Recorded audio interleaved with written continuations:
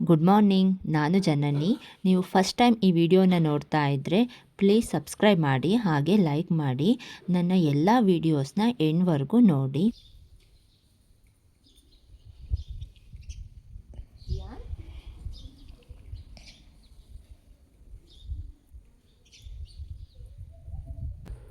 So ನಮ್ಮನೇಲಿ ಇವತ್ತು ಮಧ್ಯಾಹ್ನ ಊಟಕ್ಕೆ ಬಿರಿಯಾನಿ ಮತ್ತು chicken fry, chapati.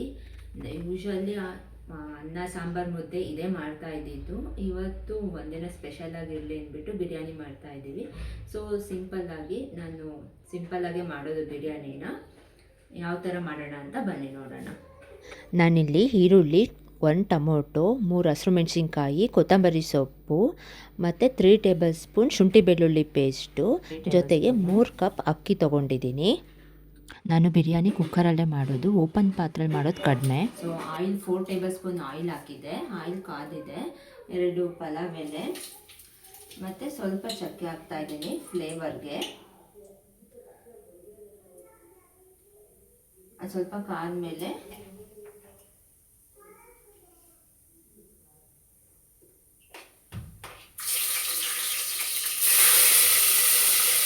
Chilli add ಮಾಡ್ತಾ ಇದ್ದೀನಿ.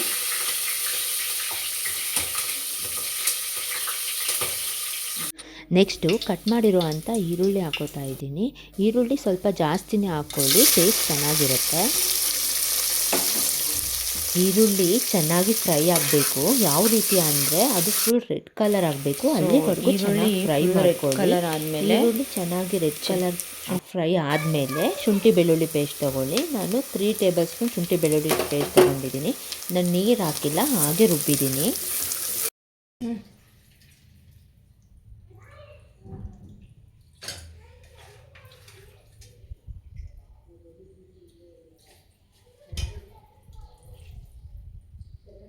ಶುಂಠಿ ಬೆಳ್ಳುಳ್ಳಿ ಪೇಸ್ಟ್ ಎಲ್ಲ ಸ್ವಲ್ಪ ಚೆನ್ನಾಗಿ ಫ್ರೈ ಆದಮೇಲೆ ಚಿಕನ್ ಹಾಕಿ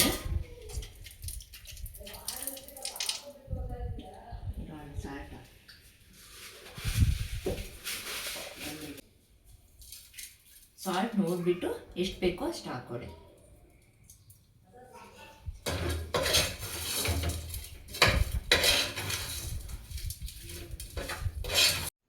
ಚಿಕನ್ ಹಾಕಿ ಶುಂಠಿ ಬೆಳ್ಳುಳ್ಳಿ ಜೊತೆ ಫ್ರೈ ಮಾಡ್ಕೊಳ್ಳಿ.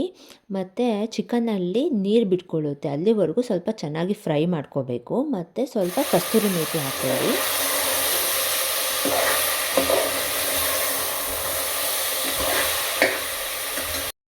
ನೆಕ್ಸ್ಟು ನಾನಿಲ್ಲಿ ಖಾರದ ಪುಡಿ ಆ್ಯಡ್ ಮಾಡ್ಕೊತೀನಿ. ನಾನು ಇಲ್ಲಿ ಹಸಿಮೆಣ್ಸಿನ್ಕಾಯಿ ಜಾಸ್ತಿ ಹಾಕಿಲ್ಲ, ಒಗ್ಗರಣೆಗೆ ಅಂತ ಹೇಳ್ಬಿಟ್ಟು ಒಂದು 3-4 ಟೇಸ್ಟ್ ಬರಲಿ ಅಂತ ಹಾಕಿದ್ದೆ ಅಷ್ಟೇ. ಸೊ ನಾನು ಖಾರದ ಪುಡಿನೇ ಬಿರಿಯಾನಿಗೆ ಯೂಸ್ ಮಾಡೋದು. ನಾನಿಲ್ಲೊಂದು 3 ಟೇಬಲ್ ಸ್ಪೂನ್ ಯೂಸ್ ಮಾಡ್ತಾಯಿದ್ದೀನಿ. ಅಷ್ಟು ಖಾರ ಇಲ್ಲ, ನಮ್ಮ ಮನೆಯದು ಮೀಡಿಯಮ್ ಖಾರ ಇದೆ. ಸೊ ಹಾಗಾಗಿ ನಾನು ಒಂದು 3 ಟೇಬಲ್ ಸ್ಪೂನ್ ಖಾರದ ಪುಡಿ ಹಾಕ್ತಿದ್ದೀನಿ. ಲವಂಗ, ಮೆಣಸು ಎಲ್ಲ ಹಾಕಿ ನೀಟಾಗಿ ಸ್ವಲ್ಪ ಚೆನ್ನಾಗಿ ಫ್ರೈ ಮಾಡ್ಕೊಳ್ಳಿ. ಆಮೇಲೆ ಬಿರಿಯಾನಿ ಪೌಡರ್ 1 ಟೇಬಲ್ ಸ್ಪೂನು ಅಥವಾ 2 ಟೇಬಲ್ ಸ್ಪೂನ್ ನೀವು ಯೂಸ್ ಮಾಡ್ಬೋದು.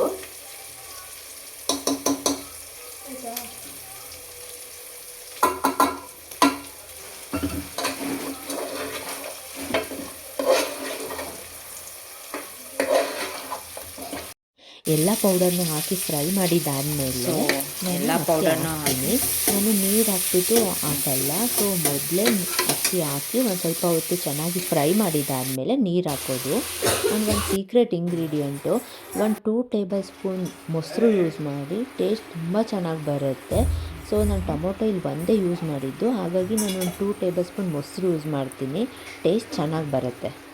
ನಾನು 3 ಕಪ್ ಅಕ್ಕಿ ಹಾಕಿದ್ದೀನಿ. ಸೊ 1 ಕಪ್ಗೆ 2 ಕಪ್ ಥರ ನಾನು ವಾಟರ್ ಹಾಕ್ತೀನಿ. ವಾಟರು ಫುಲ್ಲು ಬಾಯ್ಲ್ ಆದಮೇಲೆ ನೀವು ಕುಕ್ಕರ್ನ ಕ್ಲೋಸ್ ಮಾಡಿ.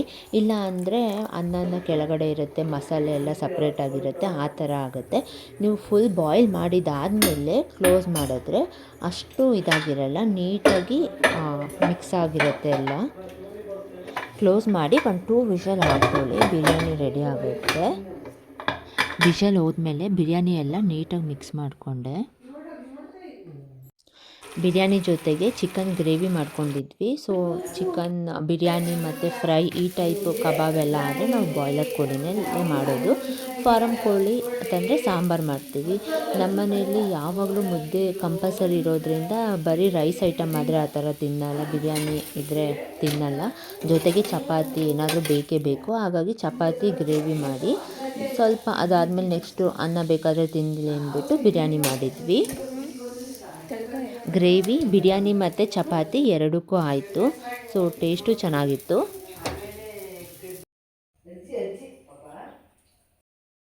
ಫೈನಲ್ ಆಗಿ ಬಿರಿಯಾನಿ ರೆಡಿಯಾಗಿದೆ. ಬಿರಿಯಾನಿ ಜೊತೆ ಮೊಸರು ಗೊಜ್ಜು ಒಳ್ಳೆ ಕಾಂಬಿನೇಷನ್ನು. ಸೊ ಪೀಸ್ ಸಹ ಚೆನ್ನಾಗಿ ಬೆಂದಿದೆ.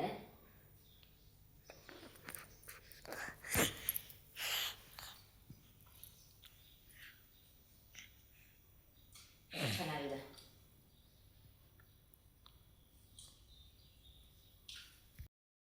ಬಟ್ಟೆಗಳು ಏನಂದರೆ ಡೈಲಿ ವಾಶ್ ಮಾಡಿದ್ರು ಜಾಸ್ತಿ ಆಗ್ತಾನೆ ಇರ್ತವೆ. ಅಂದರೆ ದೊಡ್ಡವ್ರದ್ದು ಚಿಕ್ಕವ್ರದ್ದು ಎಲ್ಲ. ಅಂದರೆ ನಮ್ಮ ಮನೆಯಲ್ಲಿ ನಮ್ಮ ಮಮ್ಮಿ ಚಿಕ್ಕವ್ರದ್ದೆಲ್ಲ ವಾಷಿಂಗ್ ಮಿಷಿನ್ಗೇನು ಹಾಕಲ್ಲ, ಕೈಯಲ್ಲೇ ಒಗ್ದಾಕ್ತಾರೆ, ಹಾಳಾಗ್ತವೆ ಬೇಗ ಅಂದ್ಬಿಟ್ಟು. ಸೊ ದೊಡ್ಡವ್ರದ್ದೆಲ್ಲ ಆದರೆ ವಾಷಿಂಗ್ ಮಿಷಿನ್ಗೆ ಹಾಕ್ತಾರೆ. ಚಿಕ್ಕವ್ರದ್ದೆಲ್ಲ ಆದರೆ ಡೈಲಿ ಹಾಕಿದ್ರೂ ಬೆಳಿತಾನೆ ಇರ್ತವೆ. ಸೊ ಎಲ್ಲ ಬೆಳಗ್ಗೆನೇ ವಾಶ್ ಮಾಡಿಬಿಟ್ಟು ಬಿಸಿಲಿಗೆ ಹಾಕಿದ್ರು. ಸೊ ಎಲ್ಲ ಎತ್ಕೊಳ್ತಾ ಇದ್ದೀನಿ.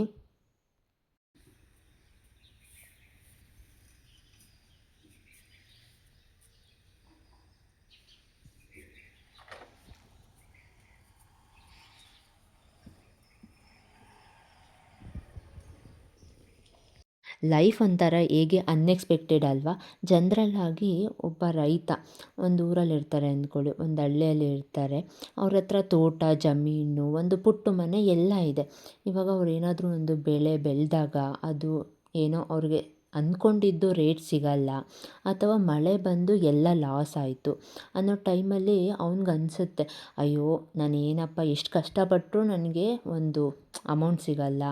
ಅದೇ ಸಿಟಿಲಿದ್ದರೆ ಒಂದು ಕೆಲಸದಲ್ಲಿದ್ದಿದ್ರೆ ನನಗೆ ಆರಾಮಾಗಿ ತಿಂಗಳ ಸಂಬಳ ಬರ್ತಾಯಿತ್ತು, ಎಷ್ಟು ಚೆನ್ನಾಗಿರ್ಬೋದಿತ್ತು, ಈ ಕಷ್ಟ ಎಲ್ಲ ಯಾರಿಗೆ ಅಂತ ಯೋಚನೆ ಮಾಡ್ತಾರೆ. ಅದೇ ಸಿಟಿಲಿರೋರೊಬ್ರು ಏನಂತ ಯೋಚನೆ ಮಾಡ್ತಾರೆ ಅಂದರೆ, ಅಯ್ಯೋ ಈ ಟ್ರಾಫಿಕ್ಕು, ಈ ಟೆನ್ಷನ್ನು, ಬೆಳಗ್ಗೆ ಎದ್ದೇಳು, ಬೇಗನೆ ಎದ್ದೇಳಬೇಕು, ಆಫೀಸ್ಗೆ ಹೋಗಬೇಕು, ಇದೆಲ್ಲ ಯಾಕೆ? ನನಗೆ ಅಟ್ಲೀಸ್ಟ್ ನನ್ನ ಮನೆ ಊರಲ್ಲಿ ಒಂದು ನನಗೆ ಸ್ವಲ್ಪ ತೋಟ ಜಮೀನು ಇದ್ದಿದ್ದರೆ ನಾನು ಅಲ್ಲೇ ಇರ್ಬೋದಿತ್ತಲ್ಲ, ನನಗೆ ಈ ಲೈಫೆಲ್ಲ ಯಾಕೆ ಅಂತ ಯೋಚನೆ ಮಾಡ್ತಾನೆ. ಇಲ್ಲ ಇನ್ ಕೇಸ್ ತೋಟ ಜಮೀನು ಇದ್ದರೂ, ಅಯ್ಯೋ ಒಂದು ಸ್ವಲ್ಪ ದಿನ ಚೆನ್ನಾಗಿ ದುಡ್ಕೊಂಡು ಹೋಗಿ ಅಲ್ಲೇ ಸೆಟ್ಲಾಗೋಣ ಹಳ್ಳಿಯಲ್ಲಿ, ಈ ಲೈಫ್ ಬೇಡ ಅಂತ ಯೋಚನೆ ಮಾಡ್ತಾರೆ. ಸೊ ನಾವು ಬದುಕ್ತಿರೋ ಲೈಫು ಇನ್ನೊಬ್ಬರ ಕನಸಾಗಿರುತ್ತೆ, ಅವರು ಬದುಕ್ತಿರೋ ಲೈಫು ನಮ್ಮ ಕನಸಾಗಿರುತ್ತೆ. ಸೊ ಲೈಫೇ ಒಂಥರ ಅನ್ಎಕ್ಸ್ಪೆಕ್ಟೆಡ್ ಅಲ್ವಾ. ಎಕ್ಸ್ಪೆಕ್ಟೇ ಮಾಡೋಕ್ಕಾಗಲ್ಲ. ನಾವೇನೋ ಅಂದ್ಕೋತೀವಿ, ಅದು ಇನ್ನೇನೋ ಆಗುತ್ತೆ. ಸೊ ನಮಗೇನೋ ಬೇಕು, ನಮ್ಮ ಆಸೆಗಳೇ ಬೇರೆ ಇರುತ್ತೆ, ಆದರೆ ನಮಗೆ ಸಿಗೋದೇ ಬೇರೆ ಇರುತ್ತೆ.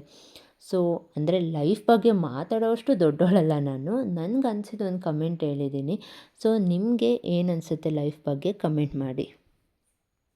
ನನ್ನ ಲೈಫಲ್ಲಿ ನನ್ನ ಡ್ರೀಮೇ ಬೇರೆ ಇತ್ತು, ಬಟ್ ನನ್ನ ದಾರಿನೇ ಬೇರೆ ಆಯಿತು.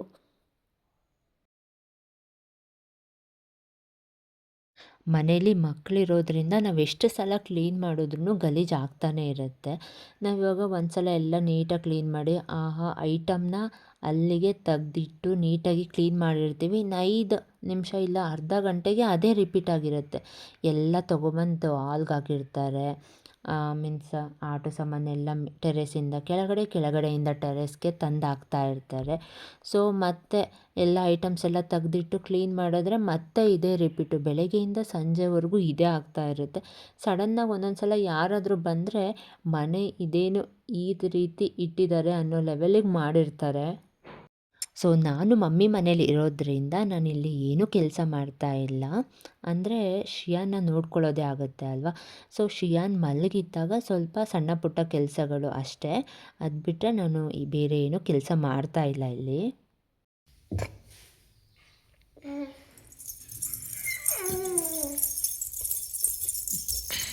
ಹಳ್ಳಿ ಸಹ ತುಂಬ ಅಪ್ಡೇಟ್ ಆಗಿದೆ.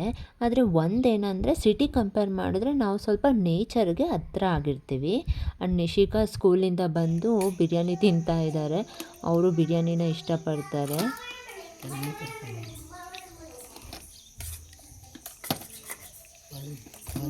ಬೇಡ, ಖುಷಿಯ ನುಡಿಯಲು ಬೇಡ, ಅನ್ಯರಿಗೆ ಅಸಹ್ಯ ಪಡಬೇಡ. ಇದೇ ಅಂತರಂಗ ಸುದ್ದಿ, ಇದೇ ಬಹಿರಂಗ ಸುದ್ದಿ, ಇದೇ ನಮ್ಮ ಗುರು ಸಫರಿ. ಇವಾಗ ಏನಾಗಿದೆ ಅಂದರೆ ಬಿಸಿಲಿದ್ರೂ ಸ್ವಲ್ಪ ಗಾಳಿ ಫುಲ್ಲು ಥಂಡಿಯಾಗಿರುತ್ತೆ, ಶೀತ ಥರ ಇರುತ್ತೆ. ಹಾಗಾಗಿ ಹೊರ್ಗಡೆ ಕರ್ಕೊಂಬರೋಕ್ಕೆ ಭಯ ಆಗುತ್ತೆ ಶ್ರೀಯಾನ್ನ, ಯಾಕೆಂದರೆ 2 ಟೈಮ್ಸ್ ಕಫ ಆಗಿದ್ದರಿಂದ ಮತ್ತೆ ಎಲ್ಲಿ ಶೀತ ಆಗುತ್ತೋ ಅಂತ. ಸೊ ಹಾಗಾಗಿ ಇವತ್ತು ಸ್ವಲ್ಪ ತುಂಬ ಬಿಸಿಲಿತ್ತು ಮತ್ತು ಗಾಳಿ ಅಷ್ಟು ಬೀಸ್ತಾ ಇರಲಿಲ್ಲ. ಹಾಗಾಗಿ ಶಿಯಾನ್ ಮತ್ತು ನಾನು ಸ್ವಲ್ಪ ಹೊರಗಡೆ ಟೈಮ್ ಪಾಸ್ ಮಾಡ್ತಾಯಿದ್ವಿ. ಶಿಯಾನ್ ಈಗ ತಾನೇ ಹುಟ್ಟಿರೋ ಥರ ಇದೆ, ಬಟ್ ಆಲ್ರೆಡಿ 7 ಮಂತ್ ಕಂಪ್ಲೀಟ್ ಆಗಿದೆ. ಎಷ್ಟು ಬೇಗ ಟೈಮ್ ಹೋಗುತ್ತೆ ಅಲ್ವಾ. ಸೊ ಈ ಲಾಗು ನಿಮಗೆ ಇಷ್ಟ ಆಯಿತು ಅಂತ ಅಂದ್ಕೋತೀನಿ. ನನ್ನ ಎಲ್ಲ ವೀಡಿಯೋಸ್ನ ಸ್ಟಾರ್ಟಿಂದ ಎಂಡ್ವರೆಗೂ ನೋಡಿ ಮತ್ತು ಸಬ್ಸ್ಕ್ರೈಬ್ ಮಾಡಿ ಮತ್ತು ಹಾಗೆ ಲೈಕ್ ಮಾಡಿ. ಸೊ ಮತ್ತೆ ಮುಂದಿನ ಲಾಗಲ್ಲಿ ಸಿಗ್ತೀನಿ. ಅಲ್ಲಿವರೆಗೂ ಬಾಯ್ ಬಾಯ್.